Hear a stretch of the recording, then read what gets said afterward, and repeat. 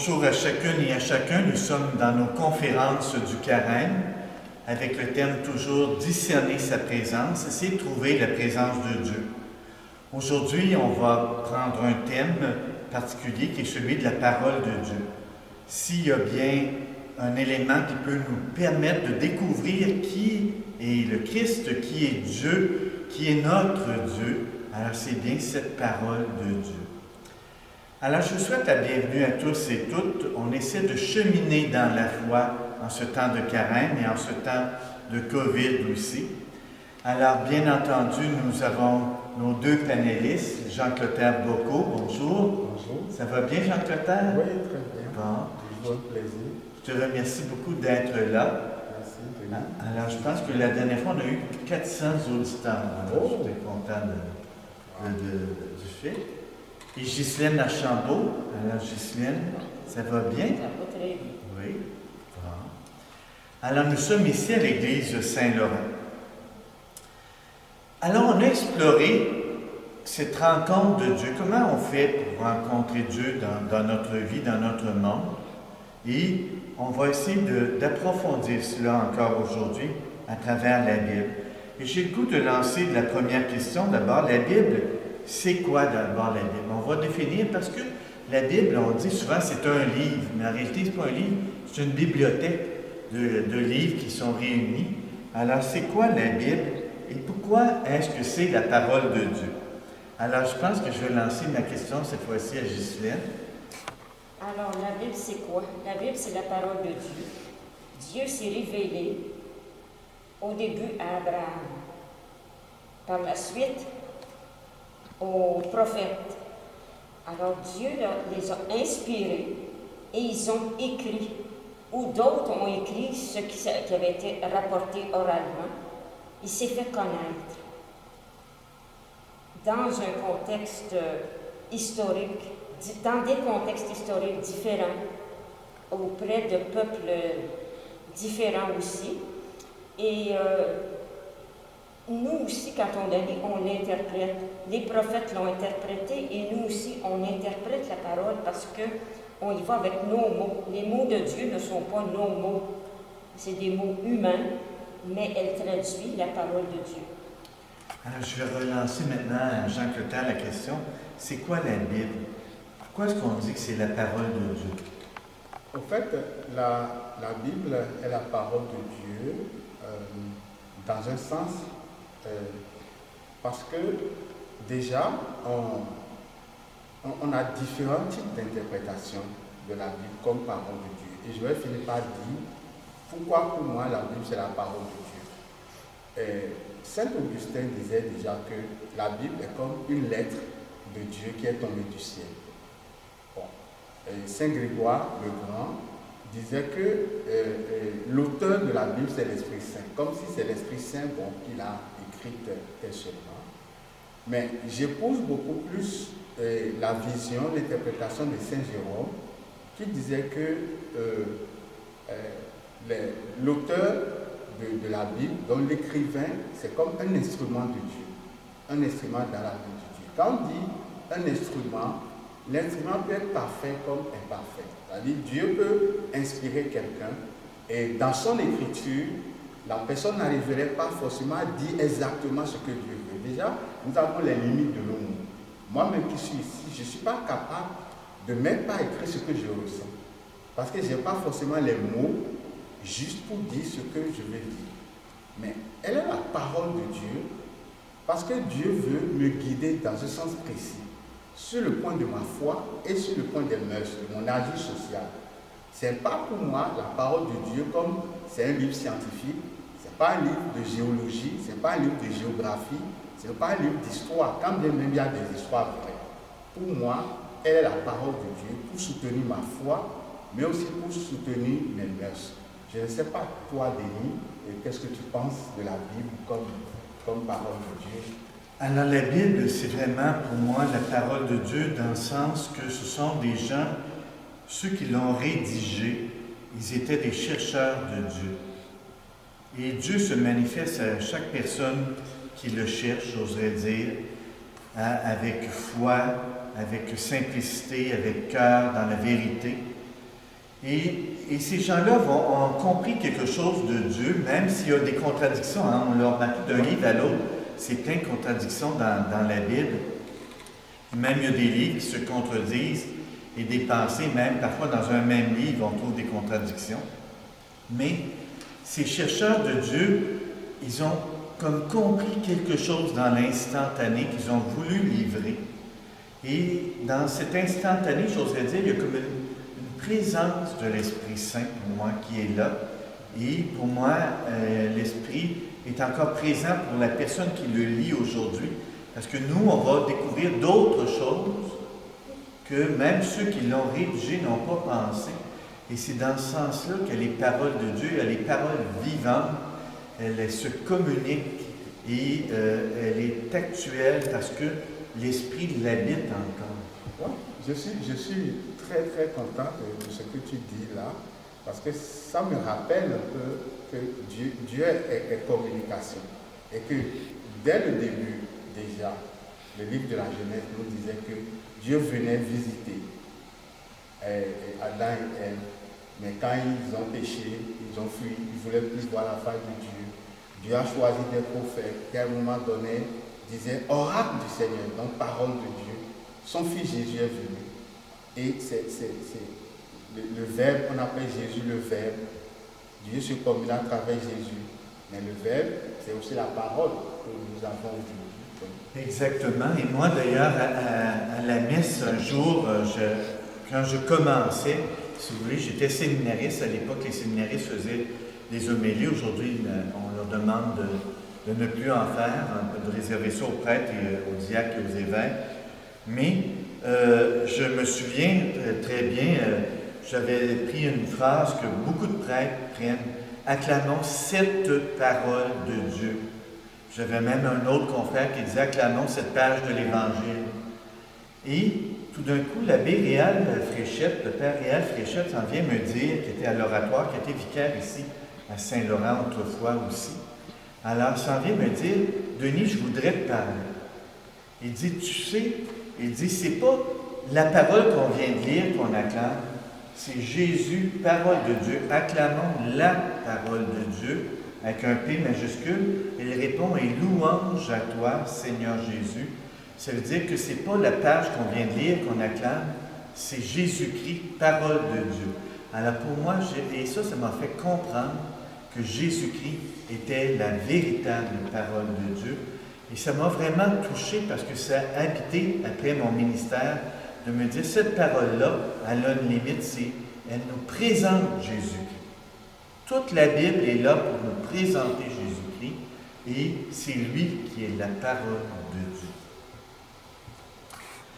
Dans la rédaction de la Bible, on sait qu'il y a toutes sortes d'auteurs.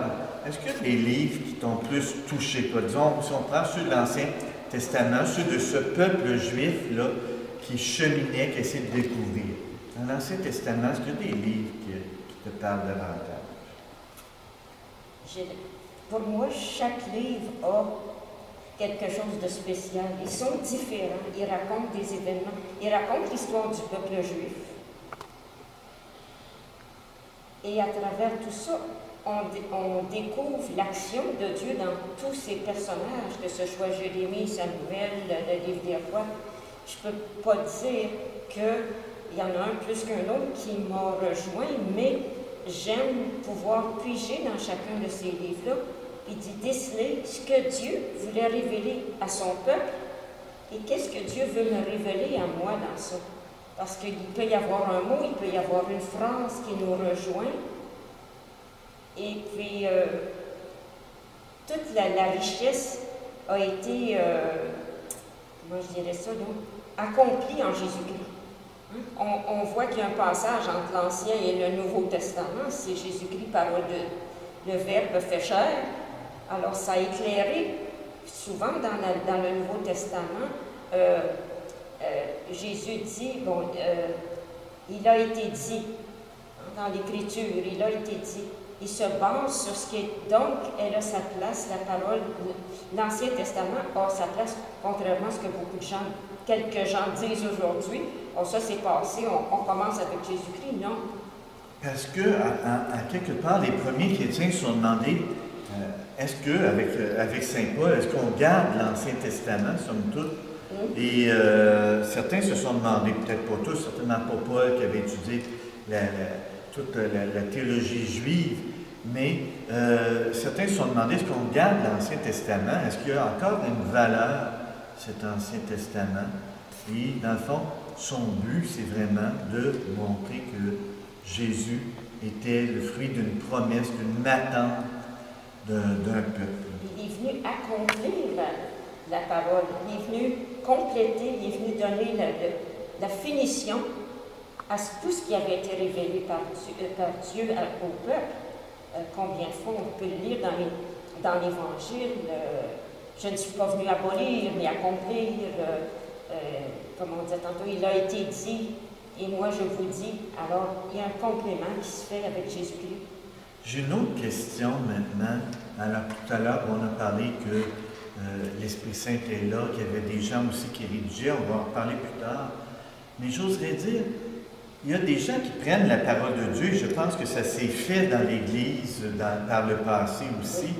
C'est-à-dire qu'on disait, voilà, ça c'est la parole de Dieu, c'est comme ça que ça s'est passé. Le monde a été créé en 7 jours parce que dans le livre de la Genèse, on nous dit, le premier jour, Dieu créa ceci, le deuxième jour, il créa cela. Et alors, comment il faut interpréter ça, Justine? C'est que le peuple juif n'avait pas de récit de la création tant qu'ils n'ont pas côtoyé des peuples qui avaient un récit de la création. Alors, ils ont choisi d'en composer un, eux autres aussi, mais c'est comme un poème. C'est pas, on sait bien aujourd'hui qu'avec la science, que mais il y a un sens à ça. Il y a un ordre à ça, il y a une beauté dans ce récit-là. Je ne pense pas que ce soit grave quand on ne le regarde pas au niveau scientifique, que ce soit un récit de la sorte, parce que moi je trouve ça beau, le récit de la création, mais je sais bien que la création n'a pas été faite en 6 jours. Mais à travers la poésie, donc, il y a une inexactitude des faits, mais il y a une exactitude de la révélation de Dieu là-dedans. C'est-à-dire que Dieu se révèle comme étant un Dieu créateur et qui est uni à sa création, puisqu'on le voit au début. Alors, il habite même, si vous voulez, avec l'être humain dans un paradis extraordinaire. Donc, ça veut dire que Dieu s'investit même dans sa création. À ce moment-ci, c'est plus que de la poésie, dans le fond, c'est de comprendre qu'un Dieu créateur, il y a des vérités théologiques. Oui, exactement. C'est comme une allégorie, ou même, je dirais, plus proche de nous, c'est comme les fables de La Fontaine, où La Fontaine met en scène des animaux, mais pour révéler la société. Donc, pour moi, c'est que l'auteur sacré de la Genèse et d'autres livres, ils ont parlé de la réalité de façon imagée. Ils ont pris des images, ils ont pris des histoires pour raconter que Dieu est la source de tout ce qui existe. C'est lui le créateur. Et c'est ce qu'il faut retenir derrière cette histoire. Quand on raconte parfois des enfants une morale, par exemple La Fontaine, la raison du plus fort est toujours la meilleure, et dit le loup et l'agneau. Voilà, si vous êtes blanc, si vous êtes grand ou petit, les jugements vous feront blanc ou noir. Okay, non? On essaye de raconter une histoire pour en tirer une morale. Donc pour moi, les livres de l'Ancien Testament, c'est ça, Dieu est là, Dieu est présent dans ces livres, mais de façon parfois imagée, où l'auteur sacré prend des histoires pour raconter la réalité. Tu me parles des fables de La Fontaine. Dans le premier cours de Bible que j'ai suivi avant de faire de la théologie, il y a quelqu'un qui lève la main et elle dit « J'aimerais que vous nous indiquiez où est cette belle phrase de la Bible « Aide-toi et le ciel t'aidera ». Alors le professeur répond « C'est une fable de La Fontaine ». Tout à l'heure, tu disais aussi qu'il ne fallait pas vraiment faire une lecture fondamentale de la Bible. J'ai une petite histoire. C'est une mère, son enfant et sa fille qui se sont dit, bon, on va se parler seulement en utilisant les phrases de la Bible. Comme ça, on est sûr que tout ce que nous allons dire sera vrai et sera sain. Alors, un jour, la fille refuse d'aller à l'école. Elle se couche dans son lit et reste là, ne veut pas aller à l'école. Et la maman vient et dit, oh, jeune fille, je te le donne, lève-toi. C'est dans la Bible. Alors, la fille reste là, qu'est-ce que je vais répondre à ma mère? Et la fille dit à sa mère, femme, mon heure n'a pas encore sonné.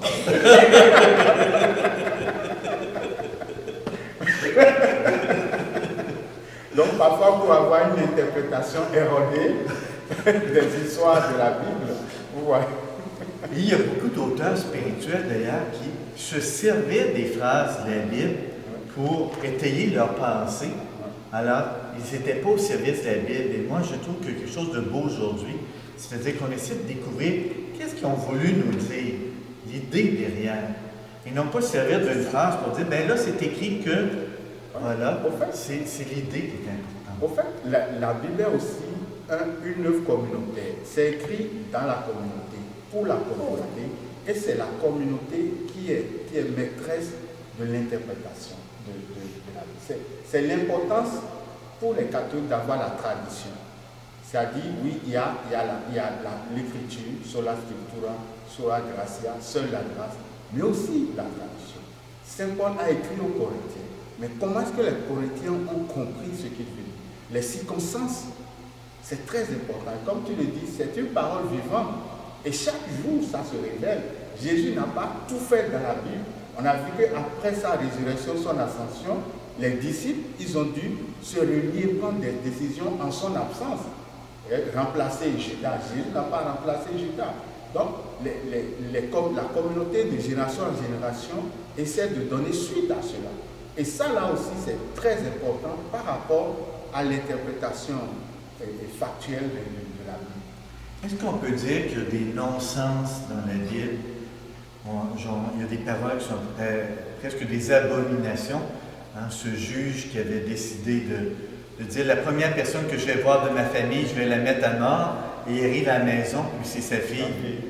Alors, et aussi des fois Dieu qui est présenté comme un peu fou. Alors il se présente à Moïse, puis là il veut anéantir son peuple, et voilà que le sage Moïse est obligé de tempérer la colère de Dieu. Alors on peut se dire, c'est quoi cette histoire-là? Tout d'un coup, c'est plus Dieu qui est sage, c'est Moïse qui est obligé de tempérer la face de Dieu. Alors on voit qu'il y a une limite dans la façon de rédiger. Et je pense que si l'on n'est pas capable de saisir cela et qu'on essaie de voir de mot à mot des choses, dire, mais le monde a été créé en 7 jours, bien, on est limité, on est pris, on est coincé. La Bible nous coince. Alors que le but de la Bible, c'est de comprendre qu'il y a des chercheurs de Dieu qui sont ouverts, qui apprennent à découvrir Dieu. Ils découvrent une facette, puis une autre, puis une autre. Mais il y a des erreurs à travers cela aussi. Hein? Et le visage d'un Dieu sévère, tout d'un coup, qu'on peut retrouver dans plusieurs livres de l'Ancien Testament, eh bien, nous est présenté par un Dieu qui est bon. On voit ça dans Saint Marc. Pourquoi dis-tu que je suis bon? Ce Dieu est bon, d'un Dieu qui est bon, d'un Dieu qui est généreux, d'un Dieu qui est Père par Jésus-Christ. Alors, tout d'un coup, il y a une évolution aussi. de la vision de Dieu, de la pensée. En fait, Dieu a une pédagogie, c'est comme Ghislaine qui a appris aux enfants à lire, à écrire, à parler dès le bas âge. Ouais. Dieu a une pédagogie aux enfants du primaire. Vous ne pouvez pas déjà demander de conjuguer le subjonctif plus que parfait. Vous voyez, non. Ils apprennent à lire et B plus A, ça fait bas. Donc Dieu, avec son peuple, a été un pédagogue où on a évolué progressivement jusqu'à Jésus-Christ. C'est pas Ghislaine. Oui, puis pourquoi on a empêché les catholiques de lire la Bible? C'est peut-être parce que justement il y avait des hauts dirigeants qui considéraient que le commun des mortels n'était pas apte à saisir. Puis effectivement, j'avais une vieille dame que je visitais, puis elle dit, moi j'ai commencé à lire la Bible en cachette, puis elle dit, j'ai été apportée au prêtre parce que j'ai dit, oh non, non, ça je comprends pas ça, puis elle avait peur il y avait trop de difficultés. Mais aujourd'hui, on est tellement plus ouvert, on a tellement accès à plein de théologiens ou d'exégètes qui peuvent nous faire voir si on n'est pas capable de la saisir par soi-même, parce qu'il y a des textes qui sont assez difficiles. Je pense qu'on a la possibilité de les approcher, mais je pense pas qu'il faille s'étouffer non plus. Là. On peut pas, de toute façon, c'est pas la Bible, on peut pas la lire d'un couvert à l'autre, mais il faut y aller par petites bouchées. Mais pour la creuser, pour l'approfondir, pour la saisir, il y a l'action de l'Esprit Saint. Il y a quelqu'un qui m'avait dit à un moment donné, la Bible, ça se lit à genoux. En voulant dire, il faut prier pour en saisir toute la grandeur, toute l'importance, toute la place qu'elle a dans nos vies individuelles et dans nos vies communautaires. On voit des témoins de Jéhovah qui veulent prendre la Bible à la lettre, par exemple. Bien, on sait qu'on peut s'enfarger à faire ça. Il faut être capable de l'interpréter, mais dans le bon sens. On ne peut pas s'en aller chacun de notre côté à faire une interprétation de la Bible. Il faut quand même être cohérent et être unis comme peuple aussi. Là. Elle parle à l'individu, mais elle parle au peuple de Dieu. Quand on regarde notre histoire simple, j'oserais dire, c'est ça la Bible, c'est aussi la relecture de l'histoire de chercheurs de Dieu, de chercheuses de Dieu, de personnes qui ont vécu des événements d'histoire, des catastrophes, qui ont été amenés en exil dans d'autres pays, qui ont vécu, qui se sont dit, bien, tu es où, Seigneur? Puis ils vont chercher à répondre et à comprendre. Et à se dire, peut-être si tu es loin ou si on ne te découvre pas, c'est peut-être notre erreur. Ils nous enseignent, ces gens-là, sur ce qu'il faut faire. Ils nous enseignent sur leur vision. Et on est avec eux pour l'écouter. Et c'est là où ça devient vivant. On est comme en communion aussi avec un monde qui est passé, mais aussi le monde à venir. Certaines personnes sont fondamentalistes, je le disais tout à l'heure, donc elles prennent le mot à mot. Alors, qu'est-ce on pourrait dire à ces personnes-là qui sont fondamentalistes, qui disent c'est écrit telle chose dans la Bible? Qu'est-ce qu'on pourrait leur dire? Je ne sais pas si c'est leur lecture qui est fausse. Est-ce qu'elle est guidée par l'Esprit Saint? Est-ce qu'elle est vécue dans la prière? Est-ce que je ne peux pas juger? Je ne peux pas condamner personne? Mais j'ai l'impression qu'il y a une dimension qui manque. Il y a une communication avec Dieu qui manque là-dedans.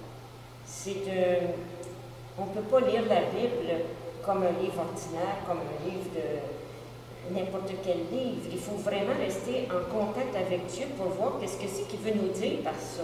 Parce qu'il faut penser que ça fait quelques années que ça a été écrit, là, la Bible, dans un contexte X, dans un pays X, avec des visions différentes de la nôtre.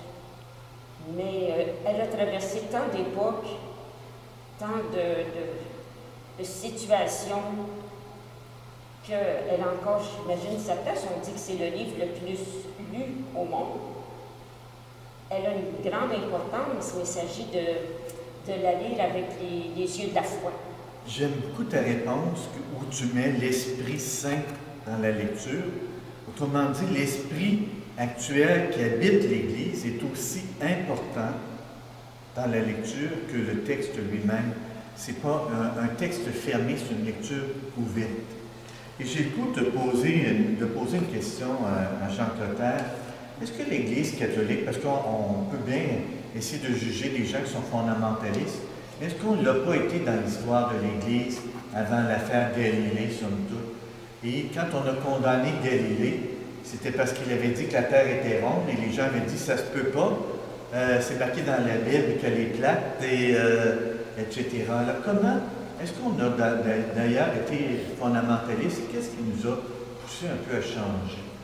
Oui, au fait, comme on le disait tout à l'heure, la Bible est aussi un livre de communauté, une œuvre de communauté. Et c'est l'importance de la canonicité dans l'Église, l'inspiration, révélation et canonicité. Donc, le canon de l'Église, ce qui a été fait à un moment donné, c'est qu'il y en avait tellement. Il y avait tellement d'évangiles, évangile de Pierre, évangile de Thomas. À un moment donné, c'est comme si l'Église s'est vue étouffée par différentes sortes de livres, différentes sortes de documents, tout ce qui parlait au nom de Jésus et de façon normale, anormale, de contradictoire.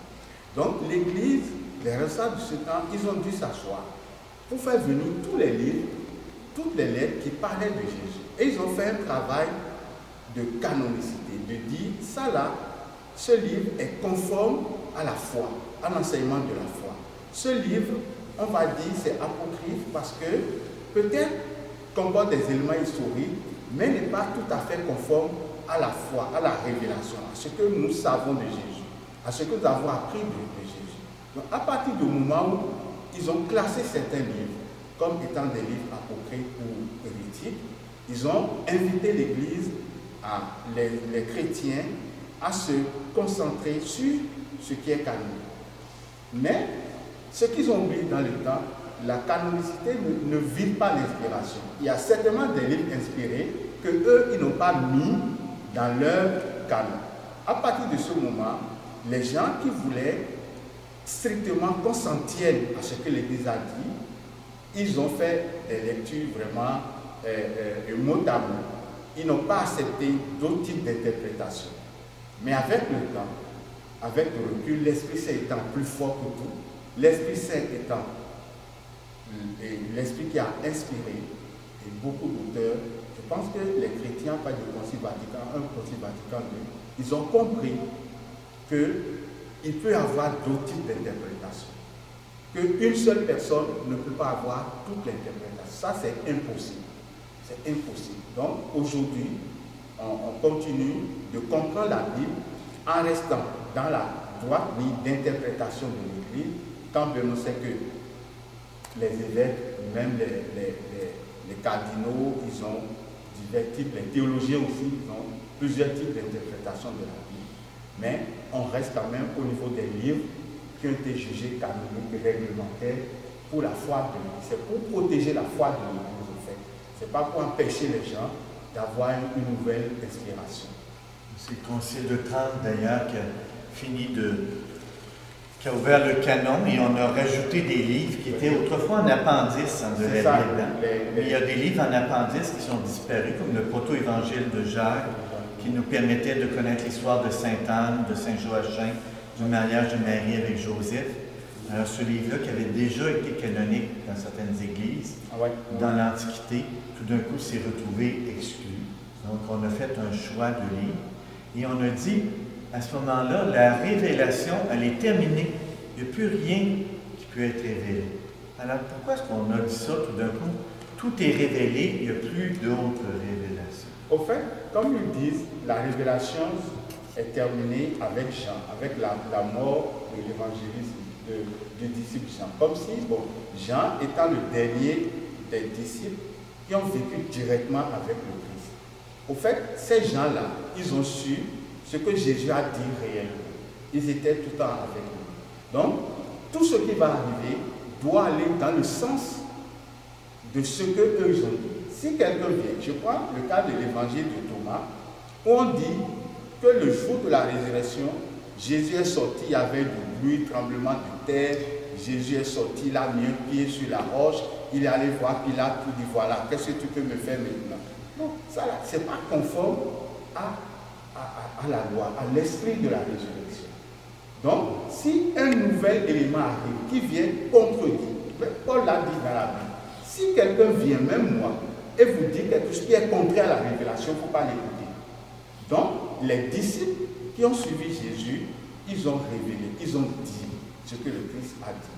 Mais si quelqu'un nous apporte un nouvel élément, contraire à ce qui est enseigné, comme le dit le Concile de Trente, qu'il soit anathème. Oui, c'est ça. Et comme disait souvent Saint Paul, si un ange venait dire le contraire, c'est anathème. C'est ça. Qu'est-ce que tu en penses? Est-ce que, dans le fond, j'oserais dire... La révélation est close. La révélation est close. Qu'est-ce que ça veut dire, ça? Mais pour moi, elle est close dans l'histoire de l'Ancien et du Nouveau Testament, mais elle n'est pas close envers chacun de nous. On a des révélations, c'est-à-dire que Dieu nous fait comprendre des choses à travers la parole, mais elle modifie notre être, elle peut modifier notre agir. Puis d'après moi, c'est une suite de la révélation de Dieu, mais en tant qu'individu et non pas en tant qu'Ancien et Nouveau Testament. Ça, d'après moi, c'est complètement révélé, mais à chacun et à chacune d'entre nous, depuis la fin des Écritures, c'est encore ouvert, parce que Dieu se révèle constamment à nous, que ce soit par la nature, que ce soit par les événements, par les chants qu'on côtoie. On reconnaît Dieu dans tout ce qui nous parle, par tout ce qu'on vit. Alors pour moi, elle n'est pas close dans ce sens-là. Pour moi, si vous me permettez d'essayer de commenter, j'étais surpris qu'il y avait une réponse moderne qui m'a beaucoup fait réfléchir, parce qu'on disait, il n'y en a plus de révélation, alors elle est close, mais je comprends de la manière suivante, c'est-à-dire qu'on ne peut pas révéler d'autre chose que Dieu lui-même. Jésus étant Dieu, en s'incarnant, en venant habiter dans notre monde, révèle Dieu. On ne peut pas révéler plus que Dieu, on ne peut pas révéler autre chose que Dieu. Et c'est dans ce sens-là qu'elle est close. Il n'y a rien à révéler en dehors de Dieu, c'est Dieu lui-même qui s'est révélé. Et les apôtres disaient, mais maintenant, on n'a même plus besoin de te poser des questions. Alors moi, j'aurais peut-être pensé faire le contraire, mais eux, ils étaient avec Jésus, puis on dit, on n'a plus besoin de te poser des questions. Dans le fond, Jésus était la réponse à tout. Et, oui, vas-y, Jean-Claude. Oui, tu as vu sur la croix, sur la croix, on dit quand un soldat perçait le côté de Jésus, il en est sorti du sang et de l'eau. C'est-à-dire, le sang sort et finalement l'eau sort. C'est-à-dire que Jésus a aimé jusqu'au bout. Il a parlé jusqu'au bout. L'amour de Dieu, on l'a vu en Jésus. Et tout ce que, comme tu dis, exactement ça. Dieu s'est révélé complètement, totalement en Jésus. Et tout ce que Jésus a dit, le dernier qui est mort, qui était avec lui, c'est Jean. Ça, c'est parfait. Mais Dieu continue dans notre monde. Quand je te vois Denis parfois, tu poses des gestes et je dis, c'est pas parce que tu es sur ce plateau. Je dis, mais Jésus se révèle à nous, parfois à travers juste ce comportement, juste cette attitude humaine envers quelqu'un d'humain, envers un confrère qui souffrait, où tu as pu prendre du recul par rapport à ce confrère-là, pour dire non, même si, voilà, alors moi, je ne vais pas humilier ce confrère-là. Donc Dieu continue, Gisèle a dit, continue de nous parler de lui, à travers les saints. Chaque saint est une nouvelle révélation de Dieu dans notre histoire. Nous avons besoin des saints de pandémie. Quelqu'un aurait vécu 2 siècles à l'avant, il n'aurait pas été canonisé, mais quelqu'un aurait vécu aujourd'hui, il serait canonisé. Je donnais l'exemple des immigrants, ceux qu'on appelle les anges gardiens. il y a 2 ans, c'était des gens qu'il fallait chasser du Québec parce qu'ils étaient sans papier. Mais aujourd'hui, dans les conditions actuelles, on les appelle les anges gardiens. Donc Dieu continue à chaque époque de notre histoire de se révéler. Mais l'amour de Dieu, le visage de Dieu, nous l'avons vu en Jésus. Donc Dieu est présent en nous, puis c'est vrai qu'il se révèle dans nos cœurs. Vous avez dit ça tous les deux, vous avez insisté beaucoup là-dessus. Et tu disais, bon, il se révèle dans les personnes. J'ai une amie à Québec, moi, dans la ville de Québec. J'ai toujours trouvé qu'elle était pleine de Dieu. Elle ne savait pas. Elle se promène sur la rue, tout d'un coup, elle trouve un bouquet de fleurs. Il y avait des fleurs fanées. Il y avait elle enlève les fleurs fanées, elle regarde les plus belles. Elle décide d'aller le porter à quelqu'un. La personne voulait se suicider. Alors, imaginez-vous, dans le fond, elle l'a détourné de cela et avec des belles fleurs. Et je me dis, dans sa vie, ça a toujours été cela. Il y a des gens qui, on dirait, l'Esprit de Dieu marche avec eux. Hein? Il est là. Alors, donc, Dieu se révèle à nous personnellement, mais dans la Bible, oui, la révélation est close, puisque Jésus est venu parmi nous. Il était Dieu, et c'est Dieu qui se manifeste. Et c'est la plus belle chose qui a pu arriver dans le monde, dans toute la création. Il y avait Don Scott qui disait ceci, si Dieu vient dans notre monde, c'est à cause s'il vient dans notre monde, c'est parfait la création. Le sommet de la création, c'était la venue de Dieu. Il a tout créé jusqu'à l'être humain, j'oserais dire, et puis il vient lui-même habiter la création. Et c'est cela le mystère du salut.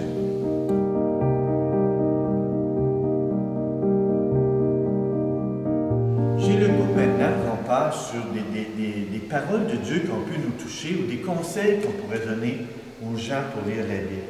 C'est un conseil que je pourrais donner, suivez quelques cours de Bible. Ça fait tellement de bien. Et lire la Bible, là, ça transforme notre regard. L'Esprit l'habite, cette parole. Elle est vivante. Et elle nous nourrit. Et moi, j'aime Ézéchiel là, qui mange la parole, là, alors qui mange le rouleau de la parole. Alors, c'est comme si elle nous nourrit, cette parole. Et d'ailleurs, il y avait une religieuse un jour qui était en Haïti, puis un Haïtien, elle n'avait pas grand-chose à donner, mais il avait faim. Puis il avait dit, peux-tu me donner une Bible? Elle dit, pourquoi une Bible? Elle dit, sais-tu lire? Il dit, non. Mais il dit, j'en avais une autrefois, puis il dit, quand je me couchais en la collant sur moi, me semblant qu'en m'éveillant, j'avais moins faim. Alors, c'est que elle est là, la parole, elle se communique de tant de manières. Alors, il y a des paroles qui nous ont touchés, il y a des livres qu'on peut peut-être proposer. Alors, moi, je pourrais peut-être me lancer, puisque j'ai la parole présentement. Moi, il y a 2 livres que je conseille aux gens, particulièrement, de lire. C'est l'Évangile de Saint Marc. C'est le plus court des 4 évangiles, c'est le plus ancien. On sait qu'il est écrit entre 68 et 70 de notre ère. Et c'est un livre vraiment extraordinaire. On dit que c'est le récit de Jésus qui est thaumaturge, c'est-à-dire qui fait des miracles, qui guérit les gens. Saint Marc a moins de discours, moins de développement, mais il nous présente un Jésus qui est vivant, qui tourne la tête, on dit qu'il promet son regard de colère sur la foule. On le voit vivre. Alors donc, il est comme près de Jésus et capable de nous le donner. Et ce livre, il est fait pour être lu d'un trait, d'un bout à l'autre. Et même, il y a des pièces de théâtre qui existent en Europe où c'est cela, c'est l'Évangile de Marc qui est lu d'un bout à l'autre. Et c'est pas si long à lire. Alors, je vous invite, si vous voulez lire vraiment quelque chose, à commencer par lire cet Évangile de Saint Marc. Il y a un deuxième livre que j'aime bien conseiller. J'oserais dire, ça a été surnommé l'Évangile selon l'Esprit Saint. Ce sont les Actes des Apôtres. Les Actes des Apôtres, c'est justement l'histoire de la parole de Dieu qui part de Jérusalem pour aller jusqu'aux extrémités de la terre. Et on dirait que le livre n'a pas de conclusion. Tout d'un coup, il s'arrête complètement. Et on s'est demandé pourquoi. On a dit, on a-tu perdu la conclusion? Est-ce que Luc n'a pas rédigé de conclusion? Parce que c'est Saint Luc qui rédige les Actes des Apôtres.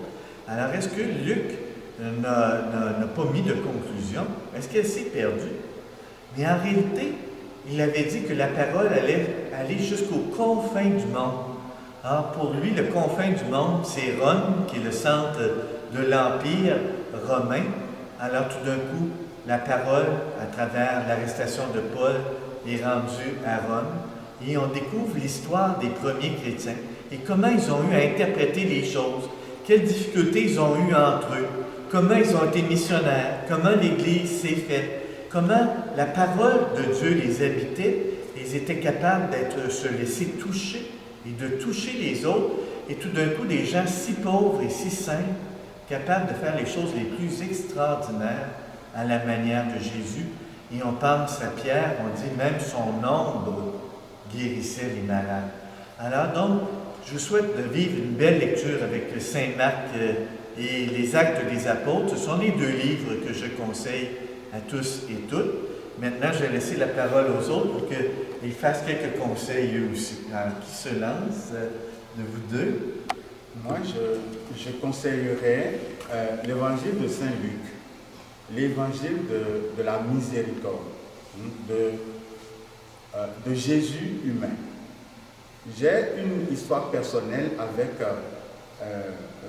cet évangile-là, parce que j'étais déjà au grand séminaire, 5e année du grand séminaire, donc à 1 an d'être ordonné prêtre.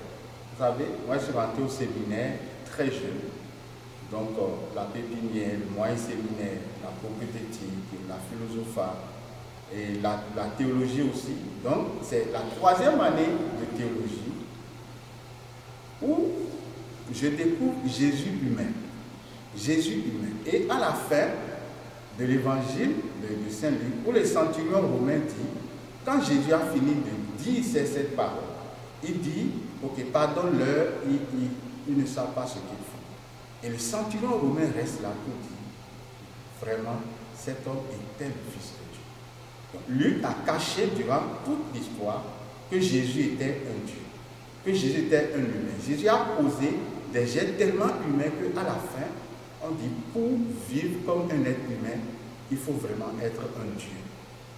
Donc, j'ai découvert la divinité de Jésus à travers la simplicité de sa vie, l'humanité de sa vie. Et moi, pour moi, c'est important que chaque personne puisse découvrir Jésus, puisse découvrir Dieu à travers des gestes humains qu'on pose chaque jour les uns avec les autres. L'autre livre, l'autre évangile que j'aime beaucoup, c'est l'évangile que je voudrais écrire. Et comme quelqu'un, un Ivoirien, l'a chanté, Jésus, ton évangile c'est trop doux. Ceux qui l'ont écrit sont combien? 4 seulement, c'est trop peu. Jésus, moi aussi, je vais écrire pour toi mon évangile. Donc je voudrais écrire un évangile pour témoigner de la présence de Dieu dans ma vie. Malgré mes limites, mes fragilités, Dieu est toujours présent dans ma vie. Donc, chacun de vous ici présent, vous êtes donc invité à écrire votre propre évangile. Parce que l'évangile, c'est la relation personnelle de chaque personne avec son Dieu. Alors, qu'est-ce que Dieu a fait pour toi? Qu'est-ce que Dieu est pour toi? Alors, écris-le et partage-le autour de toi, à tes enfants, à tes petits-enfants. Et l'évangile éclaire aussi notre conscience. Chaque jour, nous éclairons la parole de Dieu inscrite dans notre cœur, dans notre conscience. Nous l'éclairons à travers la parole de Dieu qui est écrite, qui nous inspire et qui inspire chacune de nous, chacun et chacune de nos actions. Moi, ce sont les lettres de Paul. J'ai souvent l'impression que ça pourrait être une lettre écrite à chacun et à chacune d'entre nous. Il y a une phrase dans ces lettres-là qui m'habite depuis quelques années. Rivaliser de respect les uns pour les autres. La rivalité, j'ai jamais vu ça de cette façon-là. On rivalise d'habitude, là, ça tiraille, ça bataille, mais rivaliser de respect. Et à partir de ça, j'ai eu le goût de relire les lettres de Paul comme si elles nous étaient adressées à chacun, à chacune de nous. J'ai l'impression que pour avoir été écrite la semaine passée, puis ça sera encore d'actualité, pour dire que l'homme reste ce qu'il est, depuis la nuit des temps. On est rejoint avec tous ces conseils, toutes ces façons de voir, ces façons de penser, d'agir, moi, ce serait, c'est ça, ces lettres-là que j'aurais le goût de dire, ben, relisez-en une de temps à autre, comme si elle vous était écrite. Dis-moi, Ghislaine, il y a des groupes de partage de la parole de Dieu dans notre milieu. Pourrais-tu en dire quelques mots? Bon, alors il y a un groupe de partage de la parole qui s'est réuni depuis plusieurs années, une fois par mois, pour partager autour d'un texte. Et puis, il y a une étude et un partage de ce que chacun a envie. Moi, dernièrement, j'ai commencé un groupe. J'ai invité tous ceux et celles qui voulaient se joindre par Zoom. Ça nous avait été suggéré par le diocèse. Et on est une dizaine à se rencontrer le dimanche matin après la messe par Zoom, à partager qu'est-ce qui m'a rejoint dans l'évangile de ce jour-là. Alors, c'est merveilleux de voir comment chacun est rejoint par un mot, par une phrase, par un geste. Et c'est toujours autour de la personne de Jésus. Les évangiles, c'est autour de la personne de Jésus. Je trouve ça nourrissant. Je trouve que ça donne un supplément à ce qu'on a entendu de par la lecture de l'Évangile, de par l'homélie, et on complète par une réflexion personnelle. Puis la réflexion d'un engendre une parole chez un autre, chez un troisième. Et je pense qu'avec ça, on grandit dans notre... On grandit dans notre foi et Jésus devient vivant dans notre cœur par la parole de Dieu qu'on partage. Et l'expérience, moi, du début de ma vie spirituelle, j'ai fait partie de groupes de partage biblique. Et il me semblait que j'avais le goût de la manger, cette parole-là. J'aurais voulu connaître toutes les paroles de Dieu, tellement je trouvais cela merveilleux. Et on sent vraiment Dieu qui nous parle en ouvrant cette parole, mais c'est encore mieux en groupe, parce que seul, on a de la misère parfois à comprendre. Mais en partageant les uns les autres, on se la donne, on donne notre compréhension, et là, elle devient vraiment vivante. Et étant vivante, là, elle entre dans notre cœur. Et juste pour conclure, juste un instant, je me suis un jour raconté une expérience spirituelle que j'ai vécue. J'étais dans un groupe et je devais quitter ce groupe parce que j'allais rentrer en communauté religieuse. Et mon groupe de partage biblique, j'avais de la peine de le quitter. Et c'était, on était en train de lire l'évangile de Saint Jean, et c'était les grandes prières sacerdotales, et Jésus qui priait pour ses disciples. Et je me suis dit, je vais prier pour les gens qui sont avec moi depuis des années dans le partage biblique. Et au moment où je fais cette prière, alors j'ai eu une grâce assez singulière. C'est-à-dire que c'est comme si on me versait une bouilloire d'eau bouillante dans le corps. Alors je me suis même mis à crier tellement ça faisait mal. C'était carrément comme si on m'avait déversé toute la bouilloire d'eau bouillante dans le corps. Et je ressentais l'amour de Dieu, un amour qui brûlait en moi. Et c'est ce qu'elle fait, cette parole. Quand elle rentre dans notre cœur, elle vient changer des choses. Elle vient allumer l'amour, elle vient allumer l'espoir, elle vient allumer la vie. Ouais, je voulais juste partager aussi l'expérience des groupes charismatiques sur la parole de Dieu. La parole de Dieu, comme on l'a dit, c'est une parole inspirée pour soutenir notre foi et notre mœurs. Et il y a la pratique de ce qu'on appelle par exemple les pains de vie. Donc la parole de Dieu, par exemple, si vous avez une décision à prendre, une difficulté dans votre vie pour vous orienter autrement, moi ça m'arrive aussi encore aujourd'hui de prendre la parole de Dieu, d'ouvrir à un passage de la parole de Dieu et de demander à Dieu de m'inspirer. En lisant cette parole, je fais comme si j'étais vraiment en présence de Dieu, où Dieu me parle à travers cette parole-là. Donc la parole de Dieu nous inspire aussi. Si on peut le faire en communauté, c'est bon. Parfois, les gens vont dire une parole et ça va être comme si, c'est Dieu qui me parle. Ou si j'ai envie encore que Dieu me parle, d'écouter Dieu, je peux prendre la parole à un passage. L'Église catholique a de la liturgie pour chaque jour. Donc chaque jour, nous avons un passage d'évangile, une lecture que nous pouvons prendre pour méditer. Le matin, Dieu nous inspire dans la journée. Et c'est aussi important pour vous chrétiens. Je voudrais faire juste une phrase qui était connue un peu. Alors, une personne qui voulait se pendre, puis qui décide de dire, ben, peut-être que je suis venu demander à Dieu qu'est-ce que je veux faire. Il ouvre la Bible, c'est marqué « Repens-toi ». Mais j'ai un ami qui avait une difficulté avec un prêtre qui était assez sévère pour les confessions.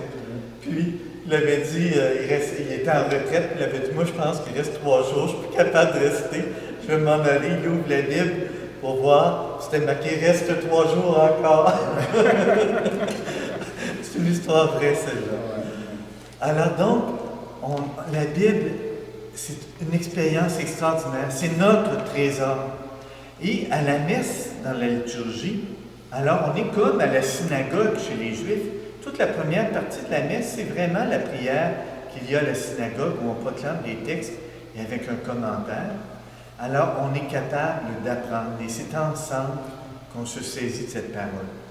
Un dernier élément que je voudrais donner pour les plus jeunes qui veulent lire, il y a un très beau livre qui s'appelle le livre de Tobie, n'est-ce pas? Et je pense que cette histoire-là, c'est un conte merveilleux et que nos jeunes auraient intérêt à lire cela. Alors, cette histoire du livre de Tobie, si on veut conseiller pour un enfant, peut-être entreprendre de lire ce livre-là de l'Ancien Testament avec nos enfants.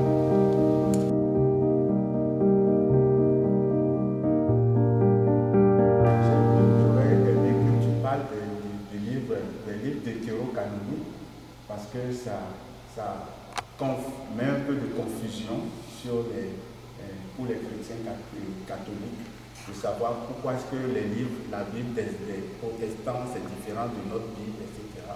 Tu as amené un très bon point sur les livres deutérocanoniques. Bon, là, je ne sais pas si je pourrais le faire, mais alors les livres deutérocanoniques, ce sont des livres qui étaient en appendice de la Bible. Et les églises protestantes, pour la plupart, ont choisi de ne pas les garder pour une raison, c'est qu'il n'y avait pas de texte qui était dans les langues hébraïques d'origine. Alors donc, et ces livres-là ne se trouvaient qu'en grec. Et on s'est dit, bon, ça ne devait pas être des livres importants puisqu'on n'est pas capable d'en retrouver un exemplaire dans le monde araméen, dans le monde hébreu. Alors, avec les fouilles, alors on a découvert, entre autres à Qumran, certains de ces livres-là, dont le livre de la sagesse, alors donc qui sont intégrés. Alors, ce sont des livres qui ont toujours été là, qui étaient connus du monde grec, qui étaient déjà dans des Bibles grecques, et que l'Église a décidé de reconnaître dans un dernier temps, parce que le canon des Écritures s'est fait peu à peu avec plusieurs éléments, à la fois de conciles, mais aussi de conciles régionaux qui ont décidé de, comme tu disais, de coopter les livres. Merci.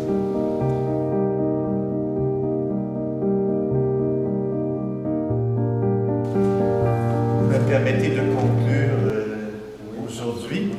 Alors donc, nous sommes des chercheurs de Dieu, on essaie de discerner sa présence dans nos vies. Puis, un élément important dans l'Église, c'est ce trésor commun qui est la parole de Dieu. C'est un trésor commun à tous les chrétiens. C'est sûr que les catholiques, on a un peu plus de livres parce que, avec le Concile de Trente, on en a remis quelques-uns qui sont appelés deutérocanoniques. Mais nous avons un trésor commun que nous partageons.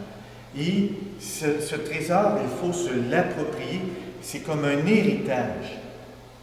Et ce Nouveau Testament, donc la parole des premiers chrétiens, bien, nous parle du don de la vie de Jésus, d'un Jésus qui avait dit « Je serai avec vous tous les jours ». Et en ouvrant cette parole de Dieu, on sait qu'il est avec nous. Bonne semaine à tous.